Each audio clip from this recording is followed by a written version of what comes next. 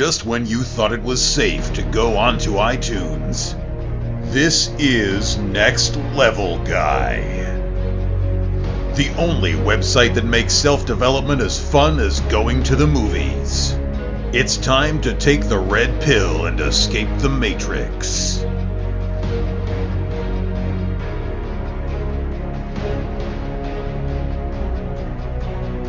Today's guest is lifestyle coach Brent Smith. We discuss how consistency and gratitude can improve your life, Brent's take on dating apps, his evolution into the man he is today, and how simply changing your story can change your life and allow you to hit that next level in your life. Today's podcast is sponsored by MyProtein and Onnit.com.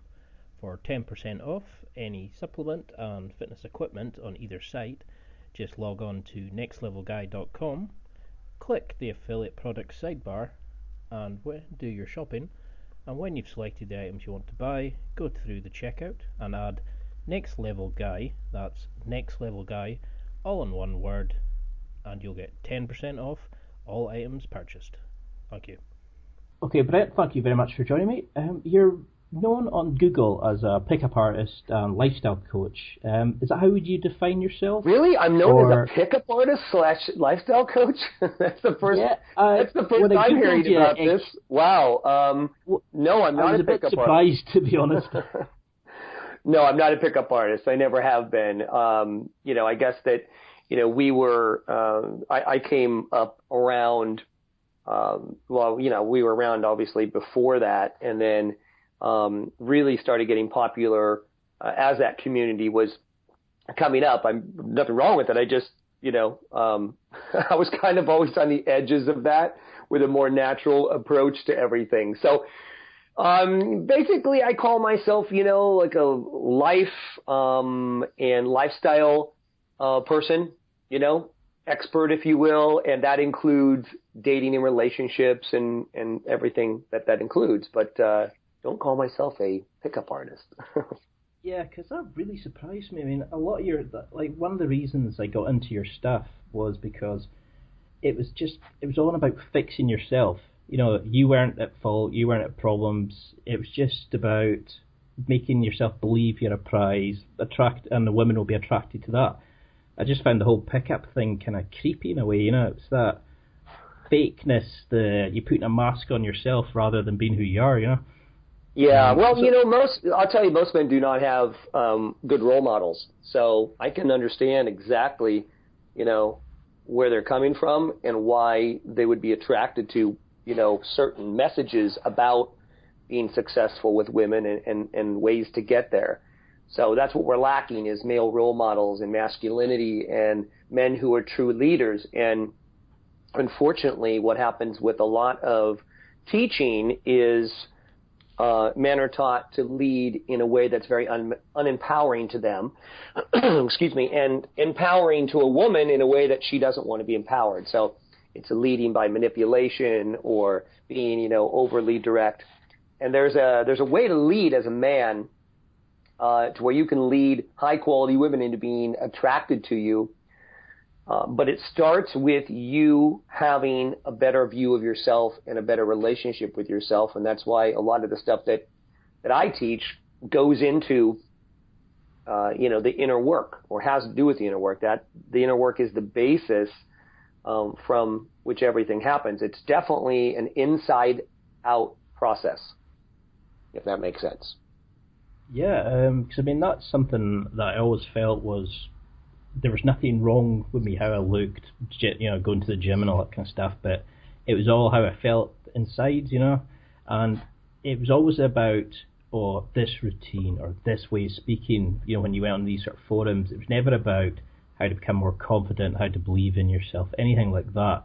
And it was such a different, I remember you used to do, question and answer sessions on a Sunday night with, is it BMO? I can't remember. It used to be. No, it was called Vocal, and Vocal was having some issues, so I stopped using them. But yeah, because I really enjoyed those, and I think you were the sort of first person that I really kind of saw promoting that, sort of fixing yourself, and people like all these guys who were all in the same kind of boat as me asking the questions, and you just had this kind of natural charm about it, it kind of attracted me. Something that I remember, it stuck with me for years, still does every day, is the concept of changing your story. And when you first said that, I was sort of depressed and sort of hung up, and it was that moment about just change your story. It doesn't matter what it is, you can change your story. Can you tell me like the ideas behind that and how somebody can apply that? Well, everyone has a story. You have a story. The story is the story you would tell me if I said, what's your life all about? What's going on with you right now? And then a person would proceed to tell me everything that's going on. Well, this is happening in this part of my life, and this is happening in my other part of my life.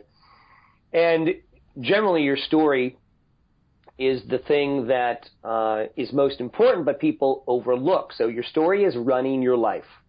So if you tell me, this is my story with women, and it's that I don't do very well with them, or I go out and I'm very anxious and I'm afraid to approach. And when I do, most of the time I get rejected and I'm inexperienced and so on, then that is going to be the way you're going to live your life. So what I usually start with is helping you change your story, because creating a new life starts with creating a new story about your life. And so that's really the basis. And it really just takes, I have an exercise that I usually have everyone do, and that's write out your current story. So what's going on in your life with all the problems, the issues, your biggest challenges, just write it all out. And then the second part of the exercise is to go back through and rewrite the story, but rewrite it as if you've solved all of those issues and problems and challenges, so that you have the life, and then, add some stuff that you want to have happen in your life, as if you already have it. That's a key thing right there. So you have to write it in present tense. And that right there, that basic, like you successfully achieved it, Right. So in your mind, the first step in creating it is telling yourself that you already have it. And I know that for some guys, that's kind of a leap of faith, but you take leaps of faith all the time and don't worry about it. So this would be no different. That new story is the very basis for you living the life that you want. So we start with that always. It makes so much sense. It's just, I remember when I first heard it, it was that moment of, just forget about this supposed pain, forget about the girl. And when you said it was like a breath of fresh air, it was like, just, that's not your story anymore, change it. And it was so sort of dynamic, that kind of way of thinking, because I was very sort of caught up in emotions at the time. I mean, when a client comes to you, do you have a sort of standard set of protocols that you do for the client? Is there rules that you set them? Yeah, I mean, there's certain questions that I ask every client, and first of all, I want to know what their biggest challenges are, and that's really kind of the tip of their story, right? So then I ask them to tell me exactly what's going on in their life, their current story, because I want to know where they're at, and then I say, what do you want? Where do you want to go? Because if you don't know where you're going, it's very hard to get there if you don't have a goal, or at least somewhere you think you want to go. And then we start with that. And then I custom tailor a program to fit each client's goals. And a lot of people do have the same issues and problems and challenges. So it's just a matter of finding out where they're at, finding out what they want, and then figuring out what the roadblocks are to getting there, and then helping the clients remove those roadblocks and talk through all the different things that need to be talked through to do that. And then I usually give them things to do in between our calls, or if I'm live coaching someone, then I'm just pointing out stuff to them that I see and then showing them how I do it. And then, hopefully that is something that helps them. So, a lot of guys have the same issues and they think they have, they're the only one with the issue. But a lot of guys have low self-esteem, right? Approach anxiety, or anxiety period. They're shy and have always been shy. They are very attached to getting girls' phone numbers and getting laid and getting sex. They are worried about their inexperience with women. They have, issues with being attached to the problems they have and playing the victim, and it goes on and on and on. But these are normal human issues. So it's not just guys, it's just normal human things that we have because we are so brainwashed by society and we're socially programmed to have all these issues. No, that's a very good answer. I mean, that was something that my mother taught me when I was younger was if you've got a problem, Google it. You think you're the only person that's had that problem. There's probably thousands sitting with that exact same fault. And that was one of the ways I found some of your YouTube videos and some of your material. Granted, it was more the sort of during the pick-up phase of my life, which didn't go very well, shall we say. So can you tell me a little bit about yourself? I mean, what got you into this field? I mean, I've only ever known you as the sort of self-improvement lifestyle sort of coach who drank champagne. Was there a defining point that got you into this kind of work? What did you want to be as a kid? And how has your life sort of changed since you've got into this? Okay, well, as far back as I can remember, I was a very curious child.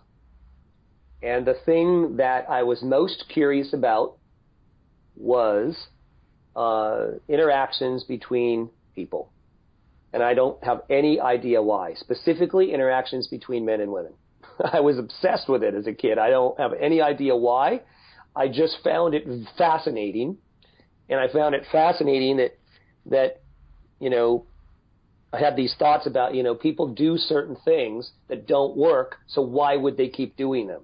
And that was kind of the basis of that. But of course, it wasn't until much later in my life that I started really filtering those thoughts and breaking them down and getting even more curious, of course. So it was always like that as a kid. And then as I grew up, I did the same things that every person does. I went through had the same issues that every guy has out there when it comes to women. So I did everything the traditional way. I made all the same mistakes that every guy makes, and I was obsessed with being really the best at the traditional way. And this is prior to me really I got into self-improvement, but I had put self-improvement in that category, as a category, kind of on the back burner. And I studied it, I looked into it, and then I kind of just put it on the back burner and focused solely on dating and talking to women. And I became very good at it. I became really successful at it. But then I became so successful at it only because of the sheer volume of women I talked to and so on, that I became exhausted with the process. Even though I was pretty successful, it was a lot of work to keep it going. And I just had this crazy thought that, I would love to have this kind of success, but I don't want to do all this work, and I wonder if that's possible. So I had this theory, this crazy theory, about reverse engineering the entire meeting women thing. For instance, the first thing that I thought of was, I am tired of collecting phone numbers, which I became really good at. I don't want any more phone numbers, and I don't want to make any more phone calls because it's taking up all my time. Okay, so I decided that I was really, really tired of I was really tired of doing all the work and getting all the phone numbers for what I thought was kind of a small return, even though I was pretty successful at it. So I had this crazy idea that I was going to reverse engineer the meeting women thing. And the first thing I started with was the number thing. So I decided I was going to give out my number to women instead. And even if I had the same return that I did on getting numbers, it would be less work for me. So I did it. First few times it didn't work very well, but that's okay because that's how it works with everything. And then it started working. And then I thought, wow, I'm on to something here. Or maybe I'm on to something here. And I started to apply that reverse engineering to every other part of meeting women. And then my friends started doing it as well. And we had massive success with it. And then I ran into David D'Angelo prior to him writing Double Your Dating. And he said, wow, this is amazing. I'm going to go do some more research and write a book about dating, which obviously did. And then he said, hey, I want you to come speak at my seminars and be on some of my programs. And that's really how I launched the business. And then, so that's how I did it. And then after that, I started talking to people, to guys about other parts of their life, right? So not just dating, but because what I talk about applies to every other part of their life, they organically started asking me questions about personal relationships, relationships with family, their business, sales, being an entrepreneur, and so on and so on. And then because I have this really fun high-end lifestyle, a lot of them started asking me, can I come along with you in your lifestyle, and I'm willing to pay you to teach me all that stuff. So that's how I got into this lifestyle curation service that I have for high achievers and successful entrepreneurs who are already financially successful, where we go to these great events all over the world. I advise them in social skills, networking, social media, wardrobe, and pretty much anything else you can think about in lifestyle. We assist them in giving them specific advice, and we manage it for them as well. So that's kind of how I got to where I'm at, and I'm excited to be where I'm at. When you were younger, who did you look up to? Were there certain film characters, TV characters that inspired you, or because you mentioned about the lack of role models for modern day men? Was there somebody that sort of shaped you when you were younger?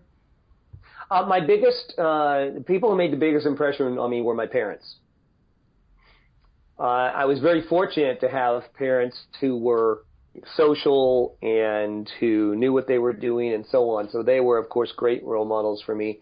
And then, of course, all the normal role models, James Bond, Steve McQueen, all these, guys who were, kind of badass and super masculine and leaders and so on, in movies and stuff. And then, it was just me meeting regular guys throughout my life who were doing extraordinary things with their lives, right? No one that you would know, just guys that I would meet, and they would have one thing that they did really well in one part of their life, and I would then assimilate that into my life. So I was always on the lookout, being a curious person, for those types of things that were intriguing to me. And then I tried to figure out how they were doing what they were doing. And I modeled them as what it was. I modeled specific behavior that I saw in them. And then like I said, I assimilated it into my own life. So I'm kind of a culmination of all those pieces of information and all those impressions and so on. So I do want to say that this is all learnable. All right. You may have some natural ability, of course, but it is all learnable, because who you are, who most people are, or I think, honestly, I think who everybody is underneath all of the crap that society has dumped on top of you, everyone is natural. Everyone is naturally social and cool and charismatic.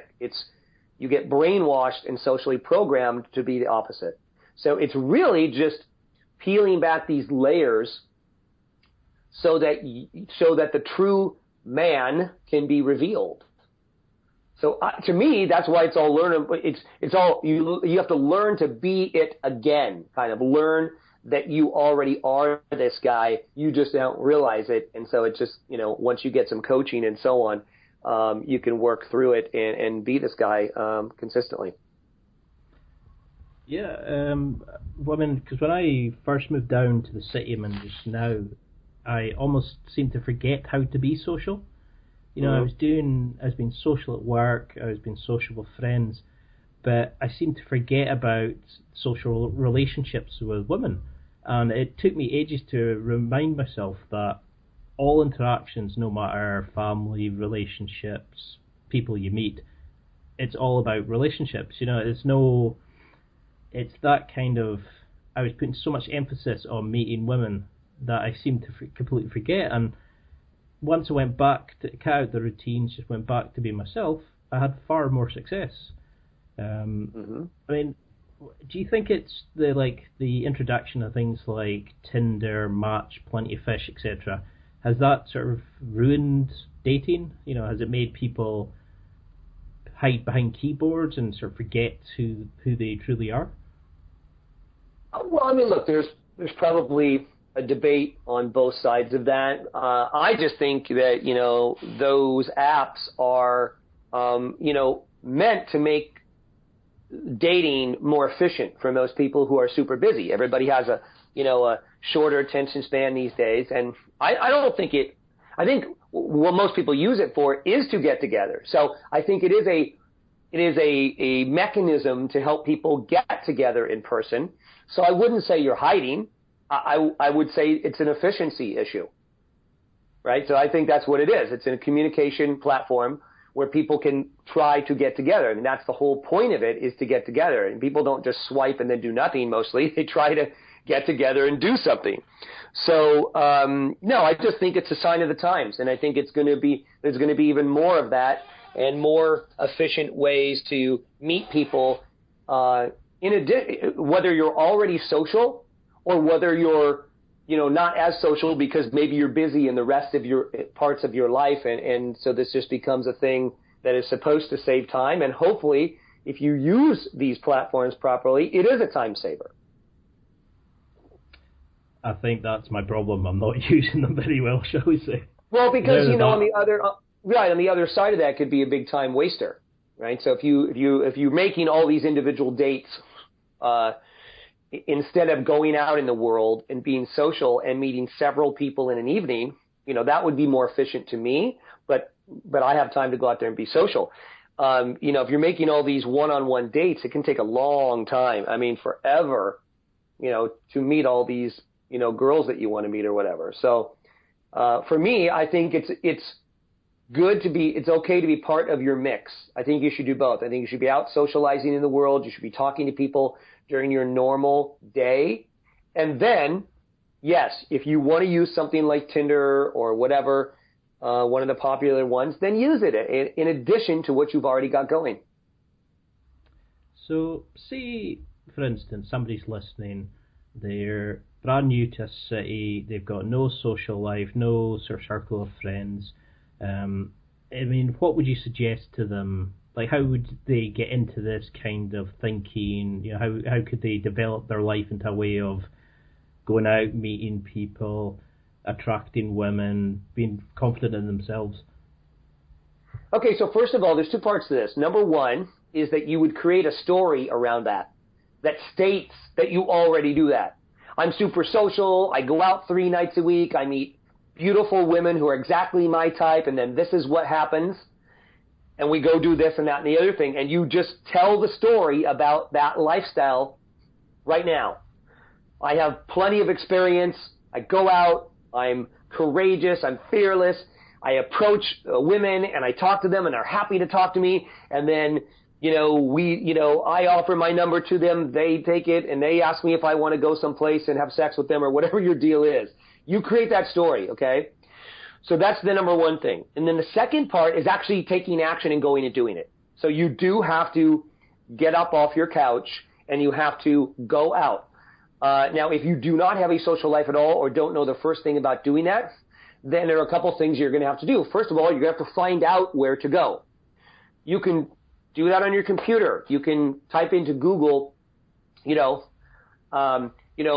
bars in, and then you just put your city in. Or hot clubs in, or hotel bars, or whatever, pubs, whatever it is that you're into, type it in and followed by your city. And you will come back with all kinds of different options that you can click on the websites. You can go and see if there are pictures and so on. So that's one way to do it. You could also go to one place that you know is very popular, and you could talk to the people who work there, bartenders, a waiter, a waitress, and say, what else is good around here for socializing, and where do people go, and where is it really busy? And they will generally give you all that information. So there are always ways to find out what's going on, but you'll have to speak up to do that, or you'll have to do your research to do that. And then you have to go. And if you're in a situation where you don't have any friends, you're going to have to go out and start meeting some. You're just going to have to do it. You have to man up. And you have to get off your couch and go out because no one's going to do it for you. You have to take control of your life, and you have to go out there and you have to, turn to some guy at the bar and say, how's everything? Or whatever it is in your local language, right? And just strike up a conversation. And if you do that, you'll start meeting new male friends as well. And then you can also go out alone. And so that's how you start. You just go out but you have to start talking to people. You can't sit around either. You have to open your mouth. And you have to say very simple things like, how's everything? Happy Friday. How's your day going? How's your night going? What's up for this weekend? Simple stuff. It's not rocket science, but that's how you would begin to do that. So you have a very strong story that you keep telling yourself instead of the story that you're telling yourself now, which is that I'm not social, I don't know where to go, and I have no friends and no confidence, and I'm shy and scared to talk to women. Just write the opposite story and then go out and start doing it. And you'll learn from your failure. You have to practice. You have to get out there in the world and do it. I love that answer. It's something that I had to do when I moved down to my city, to Glasgow. It took me a long time to just get back into it, just going and being the guy by myself, striking up random conversations, not just spending the time on the sites, and it's certainly doable, but it's that initial kind of, I think it's like the fear of rejection, that if it's a girl, if it's a guy, that people are going to be bored, they're not going to be interested in what you've got to say. And then you find that most people are in the exact same situation. They want to speak, they want to, be socially accepted and spend time and meet interesting and happy people. And, that was something I used, that change in the story idea of, no, why wouldn't people be interested in me? They're going to be interested in what I've got. They're going to be welcome to me. And that's how I made friends down here. Instead of looking internally, I thought, well, what could I offer to them? What benefits to their life? Do you use things like, do you suggest people do gratitude journals, meditation, things like that? Is there stuff that if somebody's really struggling with that concept of just going and doing it, how, is there something you could... I think what you need, I always tell people to do the same thing. Every morning when you wake up, you should be excited to get out of bed. And you should literally, tell yourself, as soon as you wake up, today's going to be another awesome day as usual. I have so much energy today. I'm already so productive today. My life is awesome. And I suggest that you leap up out of bed and then you go over your grateful list, what you're grateful for. And it can be very simple and things you usually take for granted. So whatever it is for you, that's what you need to do. So let's say that, you have a roof over your head. So I'm so grateful to have this apartment or have a roof over my head. I have some place to live. I'm so grateful that I have food in the refrigerator. I'm so grateful that I woke up today. I'm alive. Another opportunity. I have great friends, great family. I'm not saying that you do. I'm just saying whatever it is for you, you need to kind of build that arsenal against negativity immediately upon waking. So you go over your grateful list, and then you go right into your story. Every time I walk out of my house, this is what happens to me, this is what I do, this is what I have, and you just keep going. And that should only take a few minutes, and that is at least and in there, you can tell yourself, I'm super social, super confident. Every time I approach women, they're excited to see me. Every time I approach new strange people or strangers, they love talking to me and they tell me all about themselves, and so on and so on and so on. Whatever it is that you want to have happen, you just put there. And then if you do that as soon as you wake up, and you do that right before you go to sleep every night, and then you also have it kind of in your head throughout the day, if you come upon some negativity or doubt about your life, or you just start thinking about your life, you want to kind of say, actually, my life is like this, and you want to repeat that to yourself so that you're constantly positive. And so negativity doesn't have a chance to get in, doubt doesn't have a chance to get in, and this is how you start to turn everything around for yourself. Because you know what? No one else is going to believe that you're social until you believe that you're social. And the way they're going to believe that is if you have this strong mindset and you're actually out doing it. You've actually put yourself out there and you've walked into the place and you've said hello to someone. Or you've done that on the street somewhere or during your normal day. That's when people are going to see that evidence. And you were right. Everybody's going through the same stuff. So everybody has social anxiety. Everybody has big problems. You're not the only one. You're just one of many. You are the same as everybody else, except that if you have a strong story, then people should be looking to you to feel comfortable. You shouldn't be looking to them to feel comfortable. You actually have all the answers, right? So there's no fear of rejection when you're not trying to get anything. And if you go out and you're just kind of being this next level guy and you are helping people and inspiring them, there's no fear of rejection because there is no rejection. People are actually worried if you're going to reject them. Okay? Not that that's what you should be going for. I'm just saying that if it were to be anything, it would be that. So if you go out and you are giving instead of getting, then the whole thing will change for you. And I'll just say this, that for the guys who are really struggling with anxiety and shyness, all of your anxiety and shyness and fear of embarrassment is caused by you wanting to get something. Period. That's where it's all from. So when you give up wanting to get something, all of it will dissolve and you will no longer have that problem anymore. Anxiety will be a thing of the past. Right? Because you want to get comfortable. You want to get acknowledgement. You want to get popular. You want to get a phone number. You want to get friends. You want to get a date. You want to get laid. You want to get a girlfriend. You want to get married, and you want to get money, and it goes on and on and on and on. So when you stop wanting to get and you focus on giving, here's the ironic thing. And, I haven't gone into techniques and stuff, but my point is that if you just kind of follow me here, is that if you will make that switch in your life, then you will ironically get a lot more than you were originally obsessed about getting, and it will be given to you effortlessly. People will just hand it to you. Women will hand you sex. People will hand you money. People will want to do business with you. Guys will want to be friends with you. It's like a really, really powerful. So, that's the quick answer. And if you want to just get rid of your anxiety like right now, you could do that. It doesn't take 2 years, 12 sessions. You could do it right now. You just make the choice. You choose everything in the moment. That's what you have to remember, that you make the choice what to do in every moment, how to react to everything you react to, in what way you're going to do it. You choose it. No one's holding a gun to your head. You are the only one doing that. So you can choose to let all of that go and be this next level guy in any moment that you want. That's one of the best answers I've ever heard. That's something I find is that in modern day society, it's always about what people can get from you. They're friends with you because that you maybe buoy their confidence. They're friends with you because they can access certain things by being friends with you. Something that really helped me become more social was just treating everybody the exact same. Asking about their day, how's things going, and it's one of the few times I feel completely natural. And it's exactly what you're saying. It's a choice. It's how you approach people. How if you're open to the world rather than what you get in, and don't be a sort of sucker in. It's what you can provide to the world.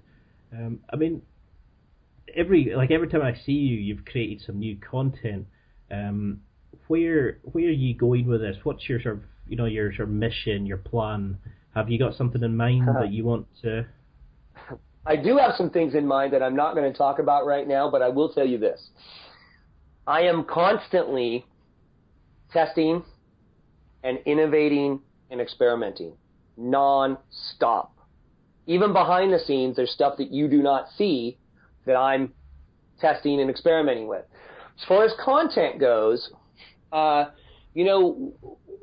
and my team were kind of way ahead of content creation with, even within the last 5 years.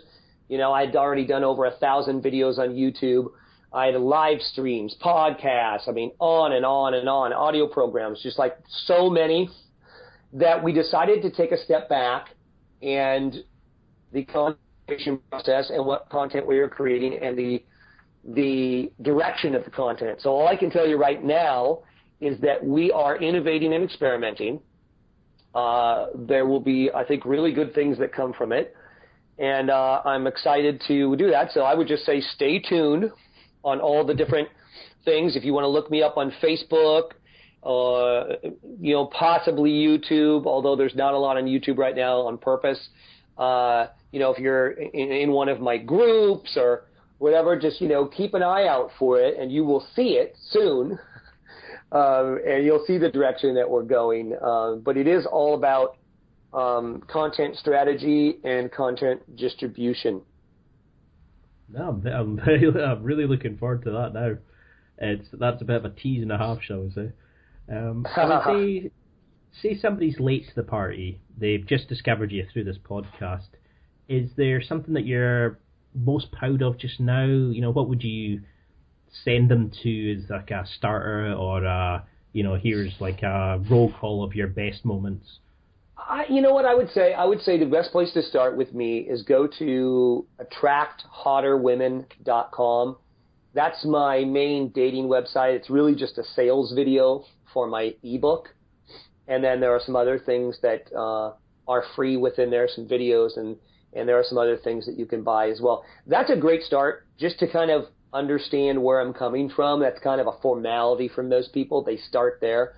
And then if you want to, talk to me about, I have a very popular phone coaching and Skype coaching program. You can always email and ask me questions about that. I have a tremendous live in-field coaching program, both one-on-one and group.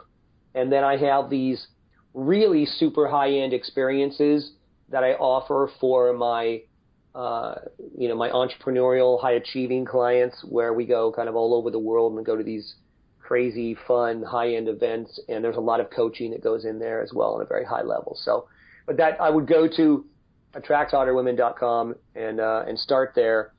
And then, from time to time, type my name into Google, and you'll see what I got going on.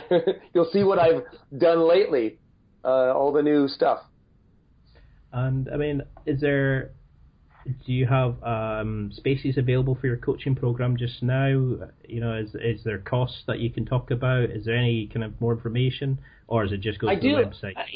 The best thing to do is, if you want to talk to me directly about that, is you can email either Brent at BrentSmithLifestyle.com, or I suppose you could email coaching at BrentSmithLifestyle.com. And then you can ask me about that stuff, and then I can speak to you personally about what might be best for you, depending on where you're at. So it just depends. A lot of people start out with the phone and Skype coaching because they can do it from anywhere in the world. They don't have to travel anywhere, and we can really get to work on really, helping you have what it is that you want to have in your life, whether it comes to women or money or whatever. And then we'll customize something for you. So, sounds like a great deal. One of the questions I love to ask people is, imagine you've got all of mankind right in front of you just now. What would you say to them? Is there something that bugs you? Is there an idea that you have that you feel that you should share, that that if you shared with mankind it would help? Yes. I know it's a big grandiose, but yeah. No, I get it. You weren't born to fit in. You were born to stand out. That's number one. Do not look to others for a direction forward, to what not others, but to what everyone else is doing, because generally everyone else is doing something that doesn't work. You want to find people who are doing stuff that's innovative and that's actually working. So you want to realize that you've been programmed and brainwashed by society to be powerless. And so that you have to take responsibility for rising above that and taking control of your own life.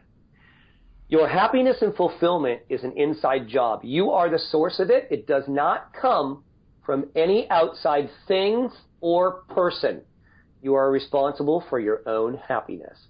And pretty much anything is possible for you if you believe it. So it's based on your belief, and your beliefs can be changed. They can be. You can talk yourself into anything, so why not talk yourself into having this next level life?